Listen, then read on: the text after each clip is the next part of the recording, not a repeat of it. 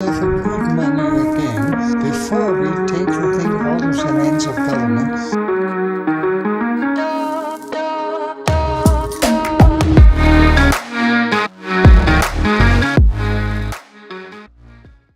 Yo! Today is October 5th, 2022. Welcome to Simply Bitcoin Live. We are your number one source for the peaceful Bitcoin revolution. We cover the breaking news, culture, pneumatic warfare. We will show you why only Bitcoin can give you true financial sovereignty. Today we are streaming live from the mining conference. We took over the Hive VIP room. Hopefully tomorrow we'll be streaming live from the actual conference floor when they have the podcast booth ready. Today's going to be an interesting show. We're definitely entering the then they fight you stage. Like that's 100% confirmed. European Union, some news this morning dropped that they are basically only going to allow Bitcoin wallets that identify you. We're going to dig a little bit deeper into this. They have been signaling this for quite a while. You pay attention to Christine Lagarde's words, right? She was hoping a lot on this type of regulation. It's called the MiCA, right? It's called the MiCA, right?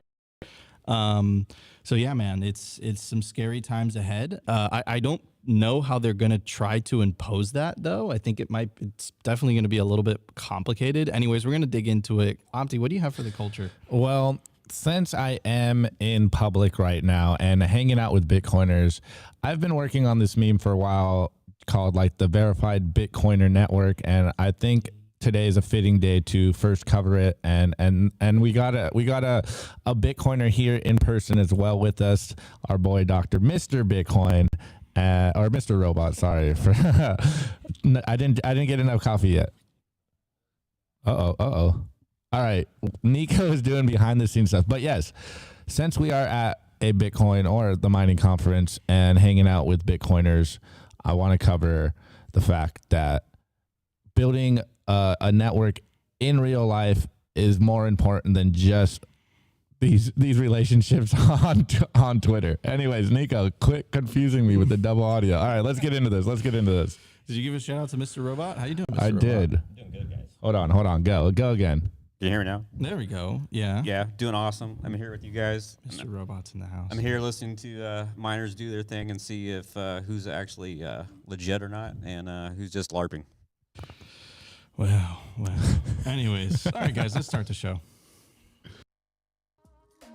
Number time. Brought to you by NODL. At this point, you should be running your own Bitcoin node. If you don't use your own Bitcoin node, you're trusting someone else's. Run your own version of Bitcoin Core, the Lightning Network, Whirlpool, and Dojo, all from the comfort of your own home.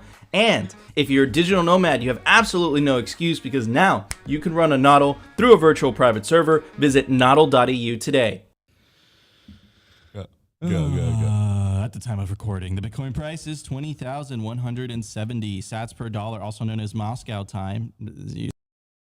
Illegal to say. 4,960 block height, 757,237 reachable Bitcoin nodes, 14,893 blocks to the halving, 86,763 halving. Estimate that day could not come any sooner. April 21st, 2024. Total Lightning Network capacity 4,983. Capacity value $104 million US dollars. Realized monetary inflation taking the US dollar absolutely to school. That's my favorite metric because of how much it embarrasses them. 1.78%. And that, of course, is going to continue to go lower and lower and lower and lower. Market capitalization, $386 billion with a B. Anyways, I wanted to play this video. Came out of Gary Gensler, and he was testifying. Maybe he was in front of a congressional committee. Anyways, let's hear what he had to say about Bitcoin. Let's check it out. Thank you, Secretary Yellen. I'd like to thank the staff of the FSOC for working to produce today's thoughtful report on financial stability risks associated with the crypto market, and I, too, support it. The first big crypto token, Bitcoin, was proposed 14 years ago this month on a cypherpunk mailing list. It was Halloween night, 2008, in the middle of the financial crisis, and Satoshi Nakamoto wrote about a new way to move value on the internet without a central intermediary. Nakamoto, we still don't know who she, he, or they were, didn't have faith in the financial sector overseen by folks like us sitting around this table. What does the crypto market look like today? As a teenager, first, it's highly volatile, speculative investment class. Yeah, I mean, he said crypto. And I think that's one of the tragedies of all this is that a lot of the regulators, whether they do it on purpose or they don't, I would like to think some of them are being malicious.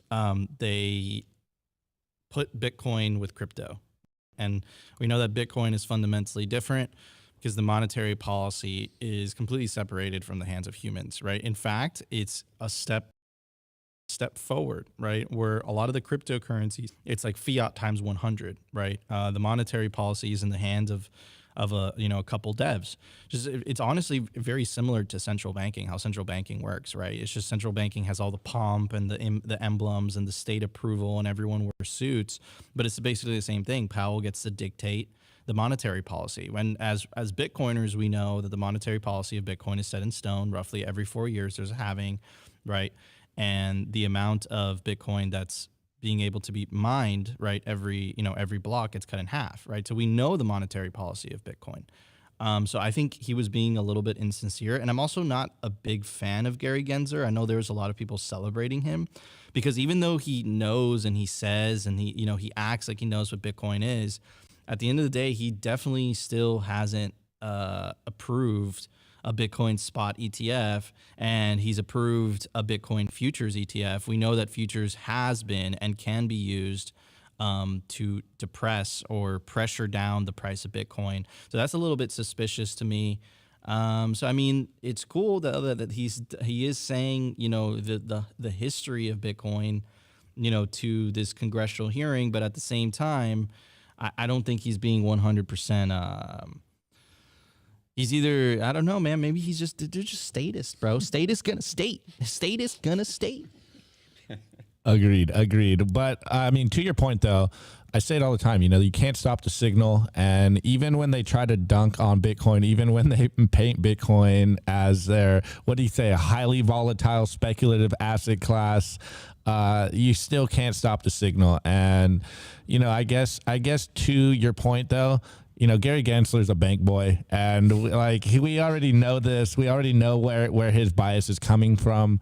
I wish he would actually lean into what we say all the time. There's Bitcoin and then there's shitcoin, but we shall see what his incentives are going down the road, because as anyone that's watching this, it's becoming very obvious that there is some incentive behind the scenes for all of his actions. And so, we'll see what these next moves are, but can't stop the signal. Continue to spread the sound money gospel, even when they try to dunk on Bitcoin, even when they call it speculative asset classes, and even when they call it quote unquote crypto. Like, we all know that there's Bitcoin and then there's shitcoin, and when you hear crypto, it is Bitcoin and shitcoin. So we all know there's one true coin out there, and it is Bitcoin. There's one true coin. Mr. Robot, what are your thoughts on that, my friend? Yeah, I agree. You even got to look back that Gary used to teach, at MIT, and was teaching what I believe is blockchain technology to students and whatnot. So he might have a grasp on it, but he might not accept the ethos of Bitcoin. You know what I mean? I think he might be playing both sides here, and all those people at the top, you do gotta watch them.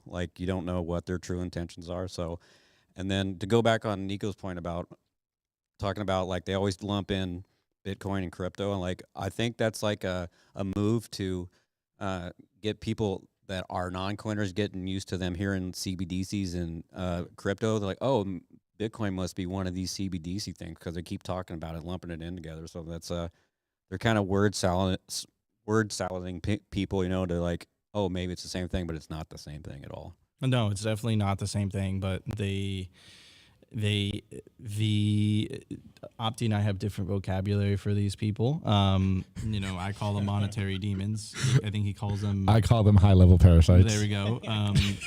I think that they benefit tremendously from all the shitcoinery and all the disasters, all the fraud that happens in shitcoining, and they use that as an excuse to justify regulation into the Bitcoin space. And I think they're going to learn very quickly that, you can regulate on and off ramps.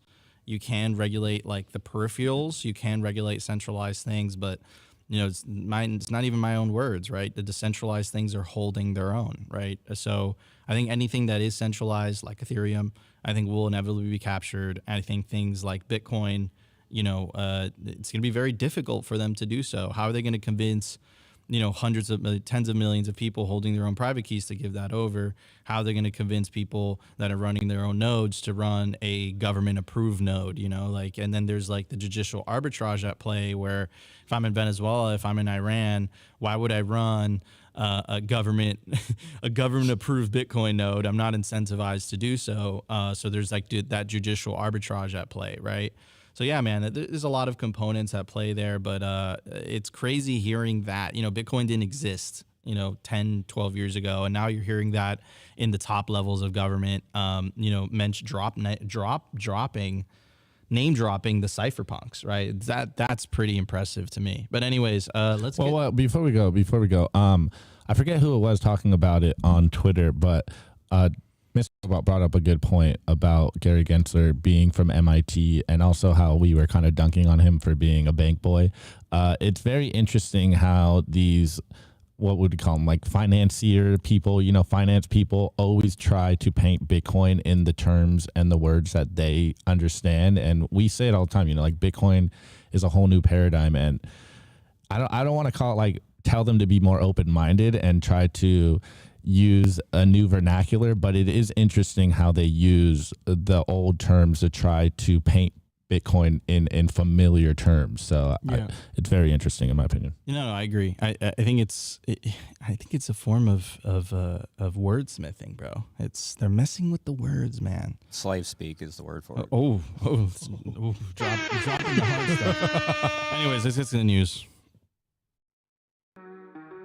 The Daily News. Brought to you by Bitbox 2 Bitcoin Only Edition, a hardware wallet by Shift Crypto. Crypto like cryptography. It's secure, it's open source, and it's so easy your mom can set it up. Self-custody is the revolution, and the Bitbox makes it simple. Do not leave your Bitcoin on an exchange. Order a Bitbox today. All right, guys. So before we get to the news in Europe, I just wanted to point out how ridiculous this is. UN calls on Fed, other central banks to halt interest rate increases. Keep in mind, the UN is also advocating banks, so I find that hilarious. Anyways, let me read some of the article. It goes on to say the Federal Reserve and other central banks pushing the global economy into a recession, followed by prolonged stagnation if they keep raising interest rate, a United agency said Monday. Now, why are they doing that? Why are they raising interest rates? In my opinion, they try to overcomplicate the language. I think that if you just they're raising interest rates, fine, but what they're really doing is they're stopping the money printing. If you just simplify it, it's just the most simple way of looking at it. And then obviously they're doing that, and what is that doing? That's slowing down the economy, and it's also crushing other countries' fiat currencies, right? We're seeing the pound get completely crushed. We're seeing, the euro as well, right? And it's very painful. But here's the thing, right? If they caused this in the first place, they printed way too much money, and now they have to stop printing the money. And in the hopes of making it so expensive for people by raising rates, by making it more expensive to borrow, that people stop borrowing, and then in the hopes that they're going to calm down inflation, right? So this is all what they're doing right now is that they're trying to calm down inflation. Now, in my opinion, I think, the UN is making the case that this is terrible for the economy, but they're kind of stuck in a rock and a hard place, right? Because they have, if you look at the UK, if you look at Germany, they have 10% inflation. In the United States, they have like 8.5. We all know it's more like 15 if you include, housing, energy, food, all that stuff, right? So that's devastating. But obviously it's very bad for the markets. It's terrible, right? So they're kind of stuck in this weird, hard place. But I just find it funny that this like top bureaucratic agency is like, hey, or institution is like, hey, central banking is, like Fed, please don't do that. But at the same time, on the other side, they're also advocating for central banking. And it's not just me saying that. They actually released a report not too long ago at the top. I always like to point this out for audio listeners. This is by the United Nations. This is an article. It says United Nations Prosperity for All. That's really their slogan. And it says United Nations spells out actions to curb cryptocurrencies in developing countries. And if you go to back to the Wall Street Journal, right, one of the main like reasons as to why the United Nations reached out to the Federal Reserve and say, hey, you got to stop doing that. One of their main excuses was developing countries. So to read a passage, it says, there's still time to step back from the edge of a recession. United Nations Secretary General Rebecca Greenspan. We have the tools to calm inflation and support all vulnerable groups, but the current course of action is hurting the most vulnerable, especially in developing countries, and risks the world into global recession. But on the same, and it's the same institution, right? It's the UNCTAD. The same people are also advocating for, hey, we have to curb cryptocurrency adoption in developing countries. So they're saying, hey, Federal Reserve, stop raising rates because that's going to hurt developing countries. It's going to wreck their economies. But at the same time, you can't have, because this is how they generally view them, you can't have those peasants fleeing to sound money either, right? So which one is it that you guys really want? I think this all boils down to, and one of my favorite features of Bitcoin is that it exposes everybody's incentives.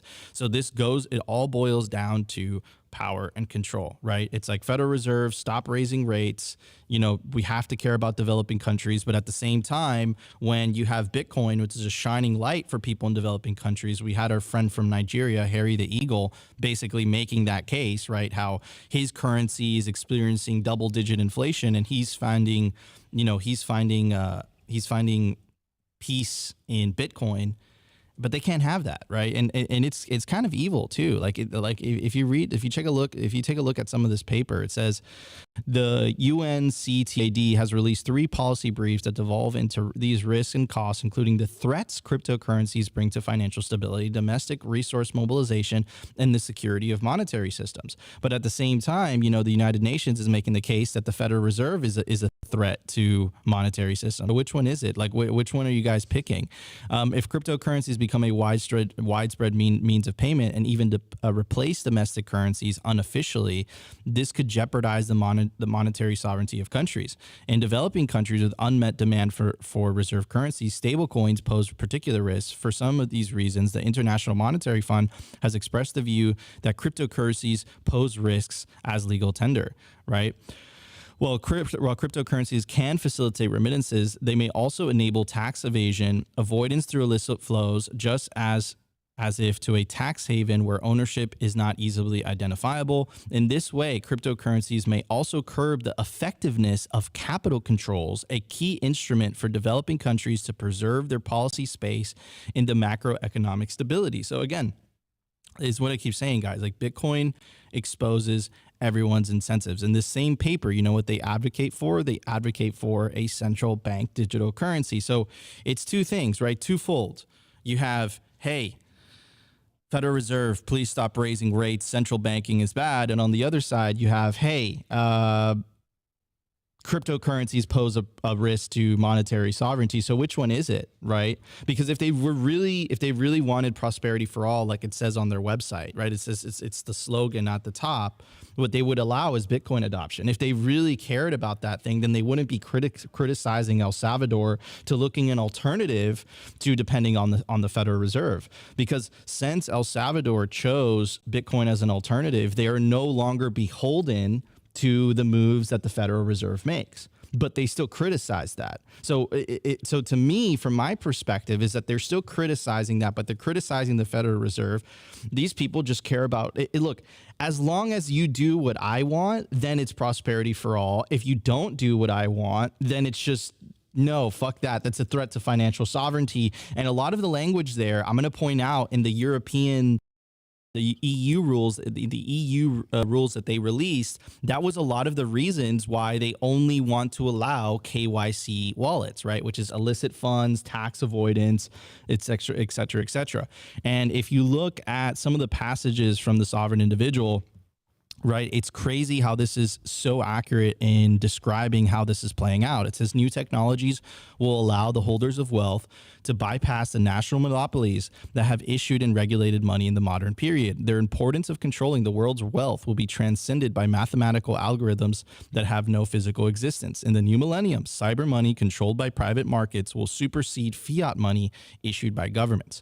Right? It goes on to say, lacking their accustomed scope to tax and inflate, governments, even in traditionally civil countries, will turn nasty. Businesses that offer services that facilitate the realization of autonomy by individuals will be subject to infiltration, sabotage, and disruption. Arbitrary forfeiture of property, already commonplace in the United States where it occurs 5,000 times a week, will become even more pervasive. Governments will violate human rights, censor the free flow of information, sabotage useful technologies, and worse. And look, that's exactly what they're proposing in this UN proposal that is also criticized, and this is the same institution that is also criticizing the Federal Reserve for their actions. It's absolutely it's absurd, right? It says ensure comprehensive financial regulation of cryptocurrencies through regulated crypto exchanges, digital wallets, decentralized finance, and banning regulated financial institutions from holding cryptocurrencies. Restrict advertisements related to cryptocurrencies as for other high-risk financial assets. Provide a safe, reliable, and affordable public payment system, also known as a central bank digital currency, adapted to the digital era, right? You're watching the separation of money and state, and you're watching these institutions squeam, and they're so blinded, like they have no idea what to do here. But again, I keep saying this, guys, Bitcoin exposes everyone's incentives. And here it is, exposing the United Nations for what they are. They don't really care about prosperity for all. They care about prosperity for all as long as it's on their terms, as long as they're in control, as long as they're benefiting, right? So anyways, Mr. Robot, what are your thoughts and move on to Opti? Well, the pound is definitely getting pounded, no lube. That's definitely happening. And yeah, it's always about control. I mean, it even goes farther than money. Like it goes with your food, it goes with your land. Like just the other day, like there was a farmer rancher that lost like all his land to, I think, the USDA Treasury. So he ended up losing like $400 million in, like, it was something like that. And like and they basically just took it. Like he had nothing. There's nothing he could do about it. So like, yeah, they're gonna control everything. That's their game plan. It's always been that. It's always been that. Opti. Well, we say it all the time. They can use the of illicit activity, money laundering, and the fact that we're here to protect people, but we know it's always been about control, and that's why we kind of go so hard on these people that try to control us. But before I go into like my actual take, this just kind of very much reminded me of the Vitalik tweet. Like, please, guys, can you stop trading? You know, like, this is where we are. This is the level of centralization that not only is in the shitcoin space, but also in the legacy fiat world. And furthermore, there must be a real extreme concern for global recession if we are getting to the points where they're actually talking about this. I mean, we've been covering this on the show for a while. It's pretty obvious that we are in one, but you know, the fact that they're saying the silent parts out loud and calling for other nations to, you know, can you please pull back on your policies, Fed Jay Powell, because you are wrecking our currencies, and now they're talking about it. So, you know, it's just further proof that central bankers and bad central planning is the best advertisement for Bitcoin. So, you know, I again, we try to stay optimistic here, even through all this FUD and on all the crazy news. The signal still gets out there, and they're still saying the silent parts out loud that, hey, our currencies are continuously getting weaker, and we need to fix this problem because we are getting wrecked. And I mean, this is why we do our job, to try to show up every single day to tell people, like, look, Bitcoin is the solution, and more people need to know this. So we know the low-hanging fruit, or the low-hanging reasons that they will try to attack Bitcoin with, is illicit activity, money laundering. And we can say, or they can say all they want, we are here to help the prosperity of the poors. But if they were really about that, then they would be all about Bitcoin. They would be spreading Bitcoin. They would be trying to adopt Bitcoin. But as we so eloquently stated, it is all about control, and they are losing control, and they are fearful of that fact, and they're trying to do anything to maintain that control. So, hey, winning. Speaking of control, let's talk about what I made the title of the video for today. And I think this was the very big news. We've been covering this for quite a while, but this definitely came as a little bit of a surprise. I mean, they were hinting to it in terms of just making it incredibly difficult for example, like if you were to withdraw from an exchange in Europe, they would want you to prove that you own the keys to that wallet that you're withdrawing to.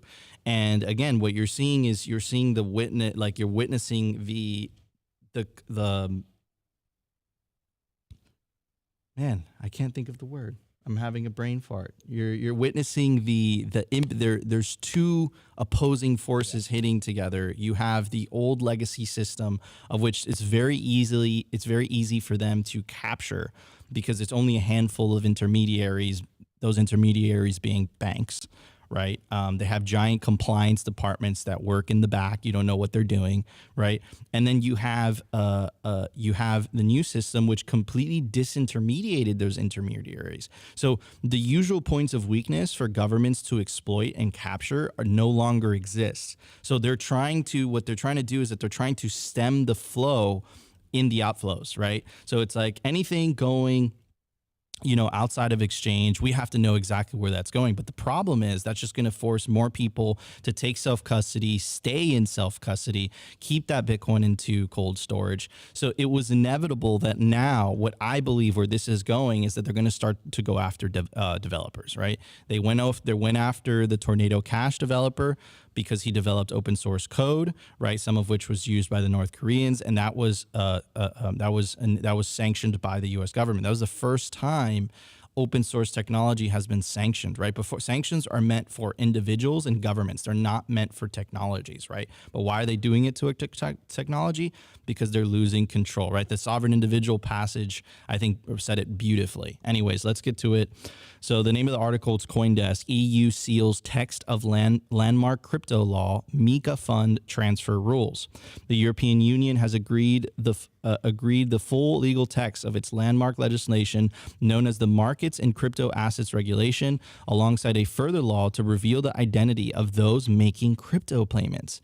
At a Wednesday meeting, diplomats representing the bloc members' governments in the EU Council signed off on the text of laws which were the subject of a political deal struck in June, apparently without further discussion, a source briefed on the talks told Coindesk. MiCA introduces the first ever licensing regime for crypto wallets and exchanges to operate across the bloc and impose reserve requirements on stablecoins that are intended to avoid Terra-style collapses. A separate law on fund transfers require wallets providers to check their customers' identity in a bid to cut, of course, same reason that they sanctioned open source software, in a bid to cut money laundering. I'm going to read that again because it's terrifying. A separate law on fund transfers requires wallet providers to check customers' identity. That's right. You can't download a Bitcoin wallet anymore unless we know what your identity is. And that is absolutely terrifying. And industry lobbyists were hopeful they could still clarify measures in MiCA that they feared could limit the trading of US dollar-denominated stablecoins within the bloc, but softer legal language that leaked 2 weeks ago appears to have been rebuffed by countries such as France that are keen to avoid incursion into the sovereign role of the euro.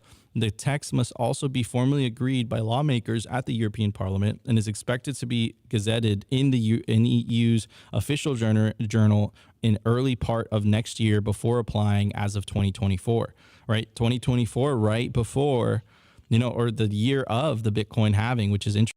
Let's see what Gigi had to say about this. He's a European Bitcoiner. Says EU lawmakers are effing regarded. Absolutely nobody is surprised. And again, I'm going to go back to the sovereign individual passage where it says businesses that offer services that facilitate the realization of autonomy by individuals will be subject to infiltration, sabotage, and disruption. right? Lacking their accustomed scope to tax and inflate, governments and even traditionally civil countries will turn nasty. And I think what we're witnessing, what we're living through, is the continuation of money and state. Now, the enforceability is something that we were talking about off air.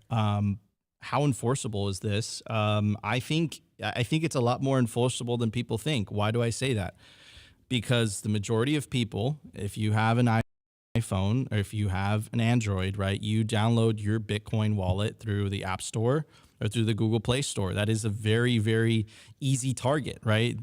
They passed that law, and then all of a sudden you can't download a Bitcoin wallet on the App Store or the Google Play Store unless you verify your identity. Now, on computers, it's going to be a lot more difficult, right? Because, it's the internet. You're going to be able to download open source software, and that's that, right? And if they really start become totalitarian about it, we'll download it through Tor, so it's not going to be a problem. But the reason I mentioned the phones, though, is that most people, that's how they interact with Bitcoin. They have a mobile phone, right? Africa, right? The popularity in Africa of Bitcoin has exploded, specifically Nigeria.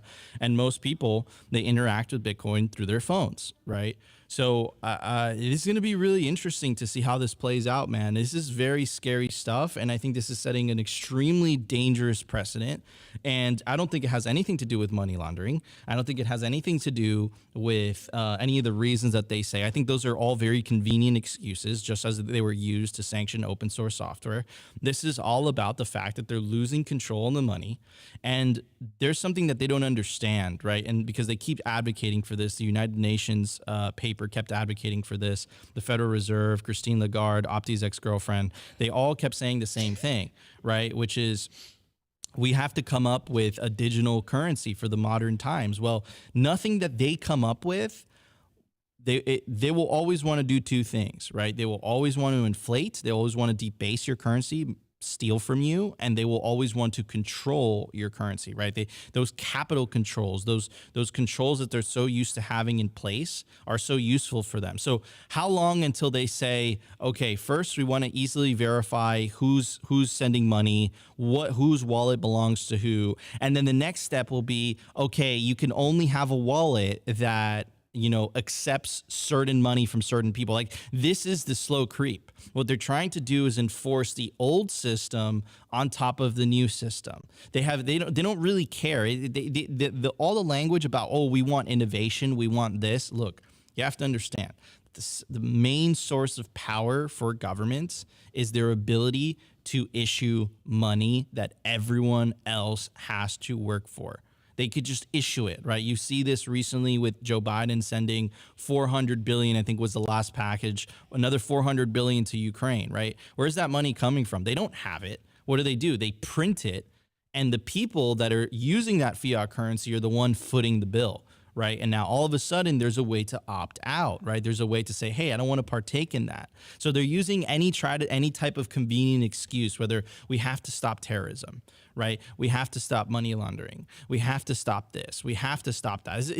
It's for your good, right? Well, what they should really be answering, right? They should be really answering this question. It's a very simple question. Why are we being forced to use a money that steals from us? Why are we being forced to use a money that you can control, you can freeze at your own will? Why? How does that help me?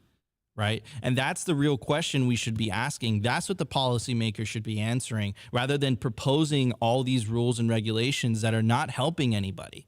Okay? It's not helping anybody. It's helping themselves. It's protecting their moat. It's protecting their jobs. And again, back to something that I was saying in the very beginning, right? Cryptocurrencies, shitcoins give a bad name, and they muddy the waters, because you saw how they mentioned Terra Luna. You see how they mentioned, Celsius. You see how they mentioned all these collapses. All of that gives ammunition to the policymakers, and it's like, you see, we were right. We need systems of control so that this doesn't happen. That's why it falls onto us. It's very important that we must say, listen, there's Bitcoin and then there's shitcoins, and they're totally different things, and they're going to accomplish totally different things, right? So that's another conversation I think is really important, and I hope that more pro-Bitcoin policymakers start to the difference. We have that very famous video clip by Warren Davidson. He says it. He's like, there's Bitcoin and there's shitcoin. So it's coming, but I don't think it's happening fast enough. And I think the video with Gary Gensler in the beginning is an example of that. Anyways, Opti, what are your thoughts, man? This is very, very scary news coming out of Europe, brother. Well, this is absolutely crazy. And I love Gigi's take, you know, like, I hate to use the meme, but like Europe is going to end up having fun staying poor because like the EU can say all they want about we're here to protect our citizens, but this is all about control. And the EU like their citizens apparently, because Bitcoin is freedom and opting out of their system would help their citizens. And we say it all the time, this is about control. Like it's always been about control. And as Christine Lagarde famously says, you know, if there's an exit door, they will try to close it. So of course they're going to try to close this, but we say it all the time, you can't ban Bitcoin, you can only ban yourself from Bitcoin. So hey, if they are going to wreck themselves this hard, then smart citizens and people that have the tools and the understanding will route around the system. And Bitcoin is very obviously routing around the system. And once you are Bitcoin only, there's nothing they can do to you and your Bitcoin. And this is how we continue to push the Bitcoin only economy. What do we call it? Oh man, I'm blanking on what we call the value for value economy. The circular economy. Boom. Thank you very much. Mr. Exactly. And furthermore, you know, this is just going to be like a force hodl maybe. And that's what I was thinking. Yeah, I was like, this is going to be a force hodl, right? And then and another thing is like the enforceability, right? Because it's like fine, like they might be able to, you know, compromise a lot of the mobile wallets, right? But personally, if I was in Europe, bro, like I would just be downloading wallets on my computer, right? Downloading straight, you know, open source software. How long until they start going after developers? How long until they start pulling down these sites that offer wallets that are non-identifiable, right? Like this is where this is going. Right. And I think a lot of NPCs, like the reason that they get away with this is because so many people have been used to living in this fiat world, right? People have total control. They justify all controls, right?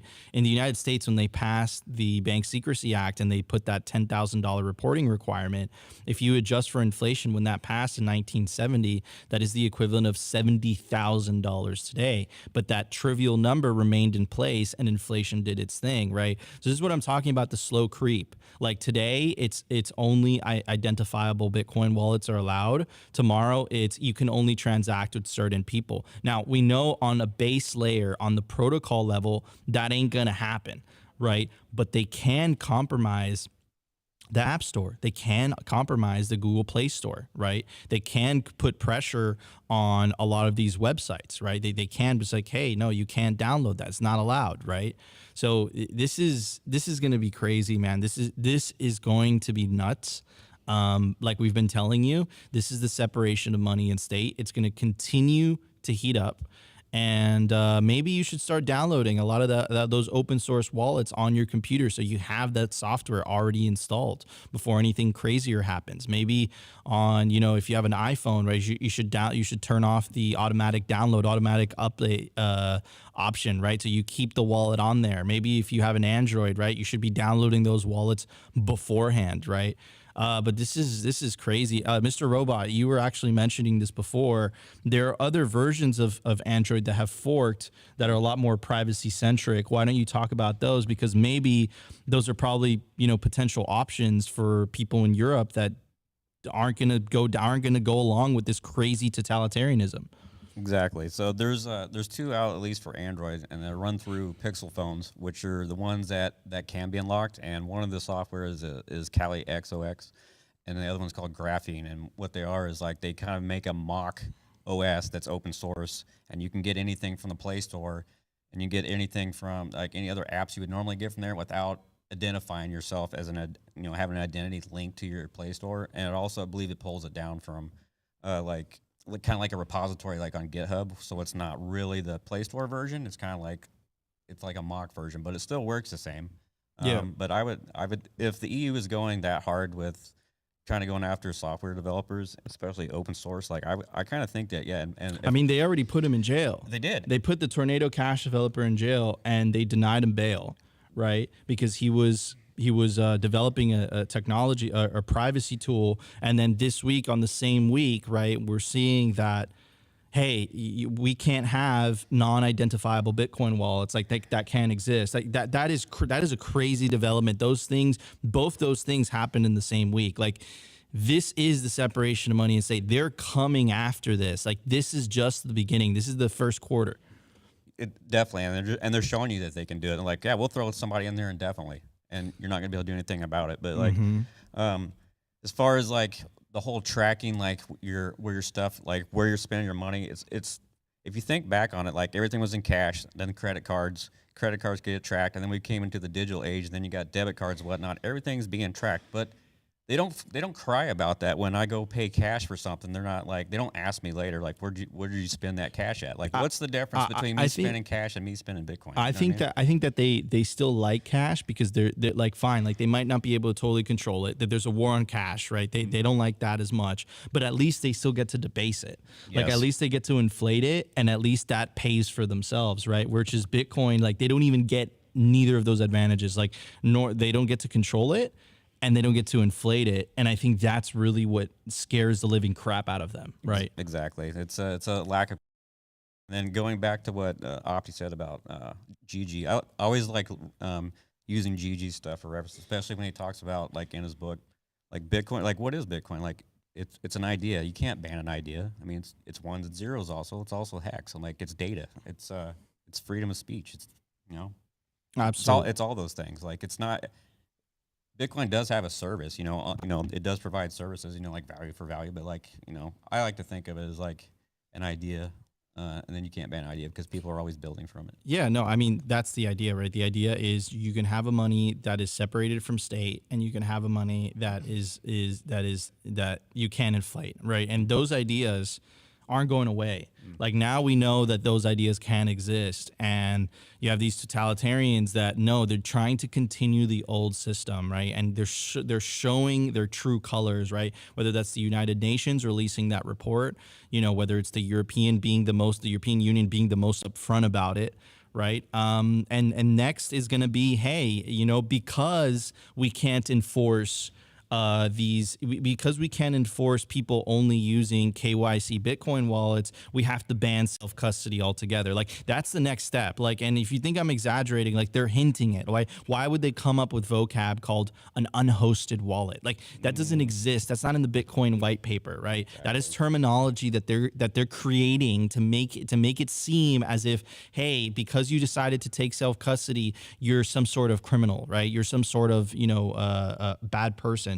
The Tornado Cash numbers were the most alarming, right? We know that 80% of the Tornado Cash, the people that use Tornado Cash, weren't using it for illicit purposes, but they still sanctioned the technology, right? And it's why is this happening? Because they're scared to death. They're losing control. They see it. The writing's on the wall. Yesterday's episode, we covered it, right? More and more people are choosing to opt out into Bitcoin and leaving fiat currencies altogether. Wait, Nico. Before we go, we were naming names on stuff, and I think it's on us to name some names of software. So guys, download Bitcoin Core, download Spectre on your desktop, download Sparrow on your phones, use Moon, Breeze, Pine, Blue Wallet, Phoenix, Electrum. Yeah, exactly. Electrum. Like, these are the wallets you guys should be using. And, you know, if you're in the EU, you guys should be downloading them now, because we don't know how far this is going to go. So anyways, we can keep moving on, because I felt we just got to give them more sauce. We got to make sure that they have the tools. Guys, bunker down, take Bitcoin into self-custody, download that software so you have copies of it, you know, maybe have an air-gapped computer that you never connect to the internet. Just have all of that stuff. This is the separation of money and state, and the state isn't just going to go gently into that good night. Anyways, let's check out the culture, everybody. The Daily Culture. Brought to you by SwanBitcoin.com. Swan is the best way to build your Bitcoin stack with automated Bitcoin savings plans and instant purchases, serving clients of any size from $10 to $10 million. We love Swan because they incentivize self-custody and dollar cost averaging. What are you waiting for? Visit SwanBitcoin.com today. All right, guys, before we get to the culture, I want to give a shout out to Pacific Bitcoin. It's going to be the largest Bitcoin conference on the West Coast, November 10th through the 11th, Los Angeles, California. Speaker list includes the Chad Saylor, Michael Saylor, Lynn Alden, Corey Clipston, Jeff Booth, Robert Breedlove, Pierre Richard, Guy Swan, Mark Moss, Alex Gladstein, Preston Pish, Nico and Opti, Greg Foss. Nico and Opti are going to be doing Simply Bitcoin's going to be doing a live Simply Bitcoin. You can take advantage of the promo code SIMPLY to get a 20% discount on your Pacific Bitcoin tickets. You're not going to want to miss this conference. Every time I go to a Bitcoin conference, what they really feel like on a very fundamental, basic level is that they feel like freedom conferences. That's really what they feel like to me. And you're going to meet a lot of like-minded individuals that are on the same mission. And remember, guys, the fundamental difference between Bitcoiners and shitcoiners, that shitcoiners, all they care about is getting their Lambos, even if that means shooting Bitcoin in the back. And what Bitcoiners really want at the end of the day is the separation of money and state. No one should have the power. No one. It doesn't matter if it's a government institution. No one should have the power to create money for free that someone else has to work for. And that ability has corrupted the world to the core, and Bitcoin is going to change that, but we have to fight for it. Anyways, Opti, Let's go. What are we going to talk about today? All right, well, guys, I didn't realize this morning when I put this this bit together that it would really be as important as what we're talking about. So as you can see on the screen, I said verified Bitcoin network, and what I really meant is the verified Bitcoiner network, or as I said in the past, the verified pleb war room. And what do I mean by this, guys? As we are talking about on the show so far, it is becoming very obvious that the powers that be are cracking down on Bitcoin and Bitcoiners in general. So how can we protect ourselves? Like we just said in the last bit, these are the tools that we should be using and downloading them and getting familiar with using these tools. But furthermore, we got our buddy, Mr. Robot here, and he is a part of the Beef Initiative. So it's almost very fitting that this is what we're going to talk about. And my whole idea is, guys, look, you've built really good relationships with people online. Don't just let them stay online. You need to meet Bitcoiners in real life. You need to start building these communities out right now. As Nico just said, when you come to a Bitcoin conference, it feels like a freedom conference. You get to meet people. You get to feel it in real life that like there's people like us out there that have the same ideals and are fighting for the same things. And when it comes down to it, guys, we do need the protection of our friends and the network of our friends so that we can survive all this stuff. So my PSA today, guys, is very simple. Make sure you are building these Bitcoin communities, not just online, not just on the web, not just on Twitter, but in real life. Whether that means getting people to take Bitcoin for you for the services and the products that you like, whether that means just having good Bitcoin friends around you, moving in with Bitcoiners, whatever it is, the more Bitcoiners we get out there and the stronger our in real life network is, the safer you do become. Look, we say it all the time. We are in a monetary war right now. We are in the information war right now, and they will be coming for us. And what better protection than your community and your friends around you? So don't just build these Bitcoin relationships online. You need to export them into the real life and start building a community around you that will protect you. Like when if they come knocking on your door, who better to protect you than you and your friends and your family and your neighbors, because everyone believes the same thing as you do. You guys are all building this network out into real life. You guys are all spreading the signal. You guys are all spreading Bitcoin and creating this circular economy, not just for everyone else, but for your own personal network. So guys, again, I reiterate, you need to build these communities in real life, because alone, you may have the tools, you may be safe, but together as a community of smart individuals that have these tools together, they cannot come and fuck with you. So build the verified Bitcoiner network And, you know, don't just trust, verify. Like, does this person have the proof of work and the tools and the understanding that you want protecting your six? Because this is a monetary war, and at a certain point, you do need someone protecting your back. And so this is why I'm just doubling down on the idea of we need to continue to build these communities in real life.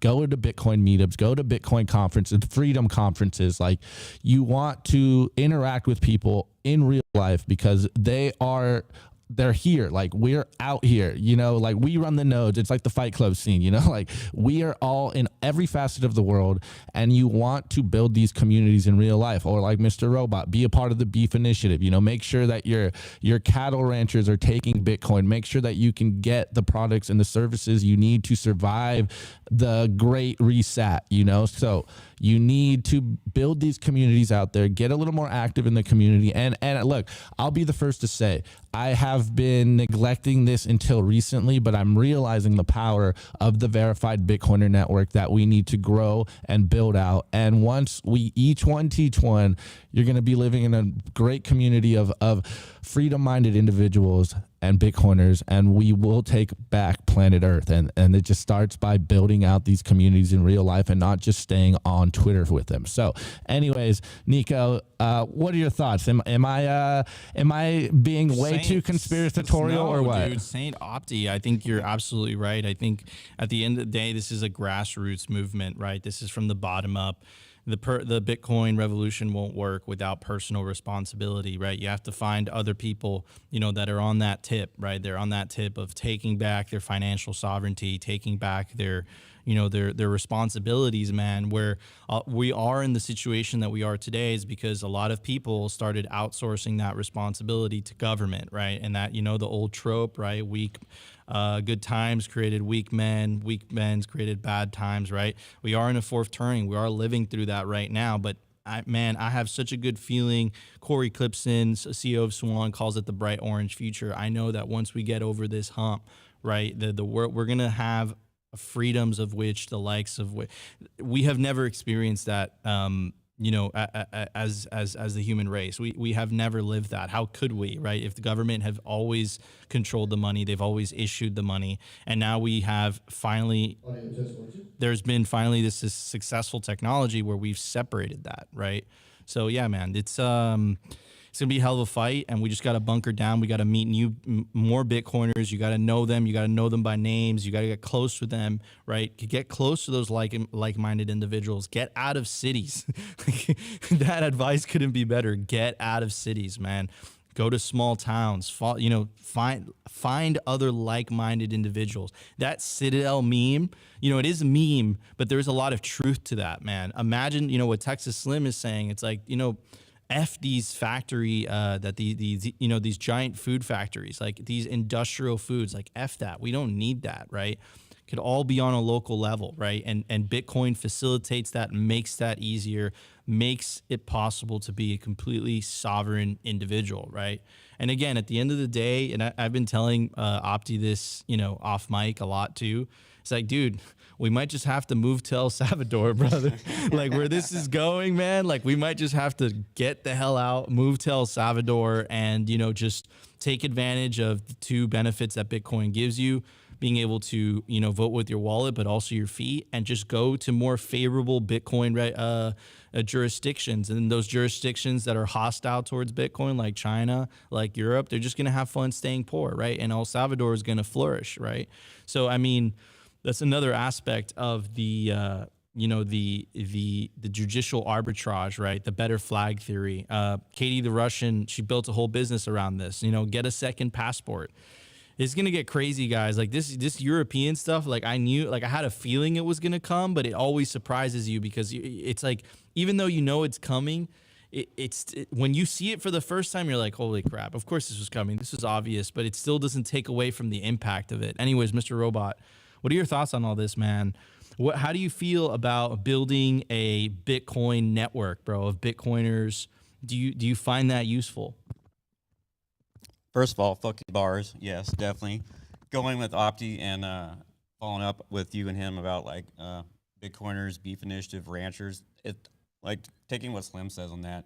What On that, what we do is like you meet people in person, you look them in the eye, you shake their hand, and then what you do is you build smaller nodes, and those nodes are communities, and you're building a community of Bitcoiners, ranchers, and then you go to another place, and then you build another node, and you just keep connecting and building a giant mesh network. And it's very important, like meeting people in person, like, and because like you feed off their energy, and then you make better relationships with them than you do like over Zoom. Because because of what happened, like everyone was zooming their fucking brains out, so like it just wasn't very personal. You know what I mean? But yeah, I think it's important. Like get to meetings. Like start your own meeting in your own community. I mean, you can orange pill like your mom and pop store. Like and you don't have to like go crazy with them, but you can give them an alternative. There's so many things out there that you can help your own community with and help them thrive and beat the inflation. And the man. Yep. Beat the inflation and the man, but it's crazy, dude. Like Bitcoin's exposing the incentives. They're coming out of the woodwork. The monetary demons, they're showing their face. They're telling you it's like, we don't want you to use money that doesn't steal from you. And they're gonna have to admit that. I think they are admitting it in a non-direct way. But anyways, guys, the favorite part of the show, the fan favorite, it is time for the meme review. The Daily Meme Review. Brought to you by CipherSafe. Don't be that person that loses their Bitcoin seed due to fire damage, water damage, dog attacks. Back up your generational Bitcoin wealth on steel. And there's no better place to do it than the Cypher Grid by CipherSafe. And now check out their new Bitcoin art, the Bitcoin Rulux triangle, only on cyphersafe.io. Well, guys, hold on. We need to get this going. Here we go. As you guys know, tweets are the bullets and memes are the artillery in this information war out there, guys. So continue to meme, continue to spread the signal, continue to get calls of actions and educate these people out there, because a lot of people don't like to read a lot of stuff, but you memers out there are still spreading that signal. And in my opinion, it's working, because it's our meme world and everyone else is just living in it. Anyways, this first one, shouts out the Coinbits app. I had to rectify something here. I can't recall if I brought you on the show in the meme review. I could have swore I have. Maybe I just used your memes for the culture segment. Anyways, I really love this meme. Here we go. So Coinbits says, withdraw your Bitcoin off exchanges. Yes, us too. What gives people feelings of power, money, status? Sending Bitcoin to cold storage. We need some horns for that one. Anyways, this next one is by 21JCLP. He continues to drop fire memes, and he goes, shitcoiner versus Bitcoiner, Bitcoin 24/7. And we got an anti-maxi shitcoiner, and he goes, I like BTC, but we only need one money. My utility, bro. What utility? From the Chad. Insert random thing on a blockchain. We got Chad over here. That's kind of inefficient, isn't it? And then we got the anti-maxi, the toxic Bitcoin maximalist, and the Chad with laser eyes. Not gonna make it. Continue to make the memes, guys. And of course, shouts out to my boy Rope. I actually got Rope on here twice today because he's just killing it. And we got Master of Projections Rope, and as you guys can see, we got the central planners and central bankers up here on tops of piles of money. And it says, your Ponzi scheme is killing the environment. And we just got a little Bitcoiner with the Bitcoin side trying to spread the signal. But it is our problem. It is our problem over here, apparently. And shouts out to Copernicus. He keeps memeing me with the really good names on YouTube. And he goes, honestly, this should be made into a love tragedy movie. If you guys watched the show yesterday, you will get it. Opti in love with Bitcoin. And poor old Chrissy, just mad. That was a personal favorite for myself, so I had to put it a little bit in there. And again, Rope jumping in with some epic memes, and he goes, the sky is the limit. And we got someone looking at the dock of the world in space, and the whole world is Bitcoin. Yes. What's Corey call it? The bright orange future. The bright orange future, oh my goodness. Bitcoin is taking over the world, and it is beautiful. Beautiful. And this next one is by Rothmus. And this is a word, this is a written meme, but I really believe this, and it's becoming more and more obvious every single day. The whole thing is falling like a house of cards. They know it. We know it. And to those of you who still don't know it, once you open your eyes and see it, you can't unsee it. And man, like what covered today in the news section, once you see it, you can't go back to sleep. And of course, I put this one very, very quickly. Copernicus again jumping in real quickly on our today's post, and it's the train and the school bus meme. So Europe to ban non-identifiable Bitcoin wallets is the school bus, and then the train coming in, the F and free and open source software. Get out of here. You can't ban Bitcoin. You can only ban yourself from Bitcoin. Anyways, today for my meme review score, I am going to give it my empty cup of coffee that got rug pulled because it wasn't supposed to be delivered today, but I got one in, so we're still going. Opti has been smashing those down the entire day. I think I only got 2. I needed 3. That's his like 4th cup of coffee. I don't drink coffee, and I'm looking at him and kind of like a crackhead, but like a coffee head. It's different. Anyways, I'm gonna give it this hat that the Hive guys gave me. So look, it has it's like a bumblebee, a thing. I don't know. Looks cool though. That's my score, Mr. Robot. I give those dope ass memes as crypto cloaks because they make cool shit for Bitcoiners. Hell yeah. That's right, they do. Anyways, guys, this is Simply Bitcoin Live. Make sure to drop your... Oh, Rave Elevator is already beat me to the punch. He says, I give those memes 1 pillowcase for Halloween candy. Very nice. Very nice. Next one. By Opti's neglected segues and overuse of furthermore. His score is moreover instead of furthermore. Oh my, I like him. Noted.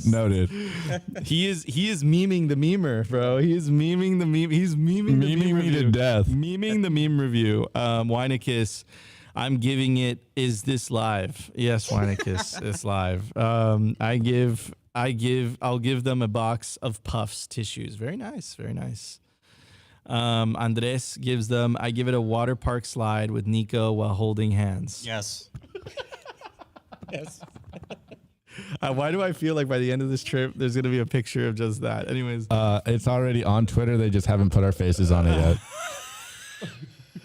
BTC Fins, I give the memes graphic violence, adult language, and some actual content. Ah, damn it, bro. Winekiss, giving it a thirsty bitch. You're a thirsty bitch. Thanks, Owie. Owie! All right, next one by Yellow. Yellow Gibbs, it Coinbeats, and RD photo tagging. Okay, very good, Yellow. Is Yellow still in Mykonos? He's been vacationing. John, I give those memes my favorite tongue twister. Toy boat, toy boat, toy boat, toy boat, toy boat. I don't know what that means, but I think he memed you. Toy boat, toy boat, toy boat. Yeah, it is. Toy boat. It sounds weird. Okay. Michael Morrison gives them, I give those memes Bitcoin Core torrent with a PGP signature and hash. Very well, that's the last one. Let's get to the next segment, Nico. Wait, I gotta give a shout out, guys. If you want your meme reviewed on the meme review, make sure to join Simply Bitcoin's Telegram chat. It's absolutely free. You could do it by going to www.t.me/the Simply Bitcoin channel. And if you want the written version of the show, make sure to go to www.simplybitcoin.news. You can get pure signal there. It's the written version. Shout out to our awesome writers, Paul, Zach, Rustin. Definitely go check it out. Definitely don't want to miss it. But anyways, Opti, I think there was a software release today. Let's check it out. Bitcoin software release. All right, guys. Well, we are here for the software release, and we got Samurai Wallet version 0.99.98F, new collaborative transaction UI, Auth 47 integration, and more, guys. Go update your Samurai Wallets and get you in that new. Anyways, guys, if you like what we are doing, we do stream this podcast on Apple, on Spotify, and on Anchor. And if you really love what we're doing, we are on Fountain app, and you can stream us sats as a part of the value for value economy. We appreciate all the support. Continue to clip us. Continue to, post in that Fountain app. and continue to stream us some stats, guys. We're gonna start reading some of the the comments from Fountain. I really appreciate you guys streaming us sats for the show. We appreciate all the love. Before we go, I want to give a shout out to our awesome clothing sponsor. You guys know the deal. AD.com. They make some of the best hoodies, clothing. You see that? Represent, trust no one. Yeah, that's an orange pill. Trust no one. Their base. This is the Decentralized Corpse, Represent LTD.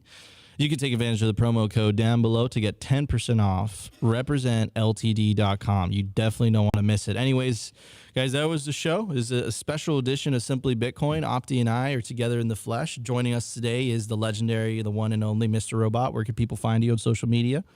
I'm at the Bitcoin Doctor, and I'm also, if you want to contact me, at the Beef Initiative. You can find me through there also. Absolutely. Thanks so much for joining us today, Mr. Robot. Guys, we are going to be, for the rest of the week, streaming live from the mining conference in Austin, Texas.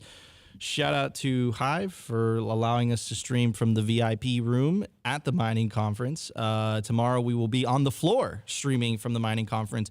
And today we have another Simply Bitcoin IRL at 5 p.m. at 5 p.m. Central, 6 p.m. Eastern Standard Time.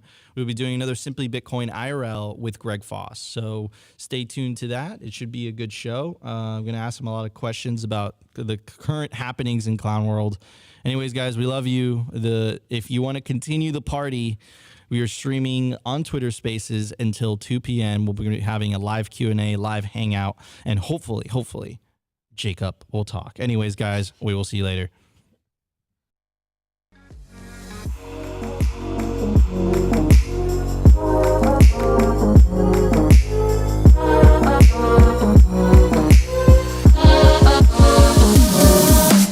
Which one's the best crypto asset? Well, Bitcoin's the best crypto asset. Okay. What's the second best? There is no second best.